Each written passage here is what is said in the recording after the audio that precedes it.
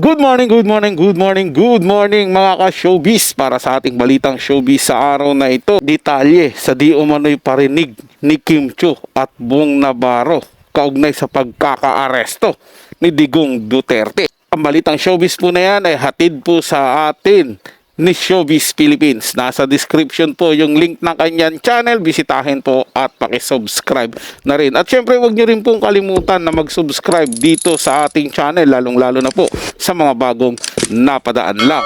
Panoorin at pakinggan ang buong detalye. At kayo na ang humusga. Detalye sa parinig di umano ni Kim Chiu at Bong Navarro kay FP Rodrigo Duterte sa It's Showtime. Pinag-uusapan pa rin hanggang ngayon ang tungkol sa pagkakaaresto ng dating Pangulong Rodrigo Duterte dahil sa Oplan Tokhang na kanyang ipinatupad noong siya ay namumuno sa bansa. Pero ayon sa kanya, ang hakbang na ito ay ginawa lamang niya para sa kapakanan ng bayan at wala siyang hinangad na masama sa kahit na sino. Ang ilan naman sa mga loyal supporters ng dating Pangulo ay nagpakita ng kanilang pagsang-ayon sa mga alituntunin nito at sinabing naging mapayapa ang bansa ng pamunuan ito ni Duterte. Subalit taliwas ito sa paniniwala at nakita ng mga kaanak na mga naging biktima ng karahasan dulot ng Oplan Tokhang. Sila naman ngayon ang nabigyan ng pagkakataon na maitama ang kamalian na pinaniwalaan ng halos karamihan sa bansa na tama. Ilang mga celebrities naman na buo ang suporta sa pamilya Duterte ang nagpakita rin ng concern sa kanilang pinuno. Sa nakita kasi nila sa pagkakaaresto nito noong isang araw, sinabi nilang wala man lang ipinakita at ipinaramdam na malasakit ang gobyerno sa pagpapalipat sa kanya sa mga kamay ng ICC o International Criminal Court. Nakiisa sila sa mga taong nagpahatid ng kanilang sentimiento sa social media at ipinarating na hindi nararapat na tratuhin ng hindi maganda ang 79-year-old former president. Alam naman ng maraming tao na hindi rin maganda ang kondisyon nito at hindi na kailangang ilipad ng ilang oras papuntang ibang bansa. Maaari naman daw na dito na lamang sa Pilipinas litisin ang mga naging kasalanan niya. Hindi na rin naman kasi parte ng ICC ang Pilipinas. Kaya hindi na sila dapat nakikialam pa sa kung ano ang nakasaad sa batas ng bansa. Pero may ilang mga artista naman na hindi supporters ang napagbalingan ng mga DDS o diehard Duterte supporters at patuloy na binabash ang mga ito sa bawat komento na lumabas sa kanilang mga bibig. Tulad na lamang ng mga It's Showtime host na sina Kim Chiu at Bong Navarro. Samot-saring bashings ang inabot nila sa mga naniniwala kay Duterte dahil sa pinakawalan nilang statement sa opening ng kanilang noontime show noong March 12. Isang araw matapos mangyari ang pag-aresto sa dating pinuno ng bansa. Ang salita na pinanggalingan ng galit ng mga DDS ay deserve o deserve na na-misinterpret ng mga nakapanood at nakarinig dito. Ikinabit ang salitang ito ng mga DDS sa pagkakadetain ng dating Pangulo sa The Hague, Netherlands Penitentiary Institution o mas kilala sa pangalang Scheveningen Prison. Ibinahagi ng ilang supporters ang isang clip mula sa It's Showtime at tinag si Kim Chiu. Inakusahan siya ng isa sa mga nag-refer sa salitang iyon para sa pag-aresto kay Duterte. Hindi naman makapaniwala si Kim sa akusasyong ito at nabigla sa mga negatibong reaksyon ng mga nakapanood. Kaya naman agad siyang naglabas ng kanyang pahayag para linawin ang issue. May ilang mga screenshots din siyang isinama sa posted statement niya at sinabing, "My piece, please read the full context before believing the fake news being spread here on Facebook. Lalo na yang si Sir. Huwag po kayong mandamay sa nananahimik na tao. May God bless you and your family and your peace of mind. Magdasal na lang po tayo para sa kapayapaan ng lahat." Nagpahayag din siya ng pagkadismaya sa mga ito. Aniya, "Hoy, kaloka kayo. Binasa ko lang yung script namin na spills. Kayo talaga? GVGV lang tayo. Spread kindness and good vibes. Hala, nakakaloka. Ba't ako nasali dyan? Like O to the M to the G. Busy ako sa ibang bagay. Diyos ko, huwag niyo akong isali sa ganyan. Parang awa niyo na. Ang gulo na po ng mundong ibabaw. Huwag na tayong dumagdag. Diyos ko na lang talaga." Isinama rin niya ang kopya ng spills niya noong araw na iyon para sa tawag ng tanghalan, All-Star Grand Resback 2025 segment, ang nakalagay sa script. At para naman sa mga feeling nila ay hindi pa dumarating ang tamang panahon para sa kanila, ang masasabi namin, deserve. Naputo lamang ito nang maghiyawan ang mga audience at ipinagpatuloy na, deserve ninyong rumesbak sa buhay, tulad ng ating Grand Resbackers, na deserve mahangaan sa kanilang giting at tapang.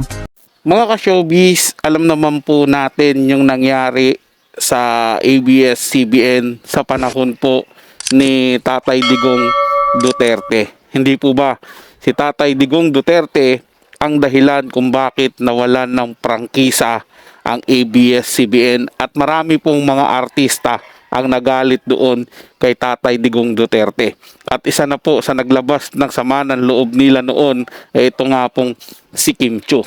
Well, kung titingnan nyo po, susuriin yung mabuti yung sinabi ni Bong Navarro doon sa spiel niya. Sabi niya, I see. I see. Diba? May word siya doon na I see. Hindi ko po maalala yung buong eksaktong words na sinabi ni Bong Navarro doon, mga ka-showbiz. Pero may salita pong I see doon. Basta may I see po doon sa huling mga salita na sinabi niya bago po sinundan ni Kim Chiu, na sinabi po ni Kim Chiu doon na galing sa ito, siya naman yung bumanat nung sinasabi nilang dialogue daw nila. Tapos sinabi niya nga doon, deserve. Medyo lumalaki pa yung mata niya. Alam niyo po mga ka-showbiz, sanay na sanay po sila gumamit ng mga salita na may double meaning. O kaya sanay na sanay po sila, sa napapanood po yan ng lahat, maging ako, mga ka-showbiz, napapanood ko po sila, na by pagka meron silang pinaparinggan o meron silang issue na gustong sabihin doon na medyo parinig lang, ganyan po yung sistema na ginagawa nila. Siyempre, itong mama na to, kung sino man po na nag-share doon ng link doon sa ginawa nilang spill di umano, na sinabing binasa lang nila, nag-isip po yun na dahil ganito nga yung pag-uugali nila at may sama pa sila ng loob, at siyempre pag-aari pa rin ng ABS-CBN yan na hanggang ngayon naman talaga ay matindi ang galit kay Tatay Digong Duterte, makakapag-isip po talaga sila na yung ginagawa nila Bong Navarro at ni Kim Chiu doon sa spill nila, parinig po yan. Hindi po ba? Lahat naman po sila nagsalita ron, nag-spill po sila. Pero bukod tangi lang po yung sa dalawa ang may tumatak doon sa tao, lalo na po doon kay Kim Chiu. Kasi nga, may iba silang pakiramdam doon sa sinabi ni Kim Chiu na talagang may patama po ito kay Tatay Digong Duterte. At nakakapanghinala din po mga ka-showbiz na napaka-timing naman nung spill nila. 'Di ba? Nung araw na 'yon, doon din sa araw kung kailan nahuli si Tatay Digong Duterte. 'Di ba? Kahit sino naman po na solid supporter ng kung sino man diyan, tapos mapaparinggan o maririnig mo yung mga taong nagagalit doon sa sinusuportahan mo, ay mag-iisip doon po ng ganun. Ano yun, nagkataon lang na yun ang sinulat nila, nagkataon lang na yun yung bibitawan mo. Sige na po mga ka-showbiz, given na po, may kasalanan si Tatay Digong Duterte. Nagkasala siya sa mga dito sa Pilipinas. Di ba karapatan lang din naman po ni Tatay Digong Duterte na dito litisin sa Pilipinas. At ito kasi yung nakakalungkot dyan na hindi matanggap ng maski ng mga against kay Tatay Digong Duterte na ginawa nila, kasi nga pinadala mo sa mga banyaga. Pilipino yan, isusurrender mo sa mga banyaga na wala namang kinalaman dito sa bansa natin. Unang-una, umiiral ang justice system ng Pilipinas. Hindi inutil ang justice system ng Pilipinas. So bakit ipagkakatiwala mo sa mga banyaga, sa mga puti na wala namang kinalaman dito sa ating bansa? Wala namang napatay na mga kalahi nila. 'Di ba? Kung totoo po 'yun mga tagapanood na pumatay si Tatay Digong Duterte, 'di ba? Dapat lang na dito litisin sa Pilipinas. Gaya ng pumatay ka sa gantong lugar, doon ka lilitisin, doon ka gumawa ng krimen . Kung saan ka gumawa ng krimen, doon ka lilitisin. Bakit kailangan mong ipagkanono ang kapwa mo Pilipino sa mga banyaga? Di para mo na ring sinuko ang soberenya ng Pilipinas. Para sa mga bagong balitang showbiz, ugaliing tumutok dito sa ating channel at mag-subscribe para laging mauna ka sa mga bagong balitang showbiz.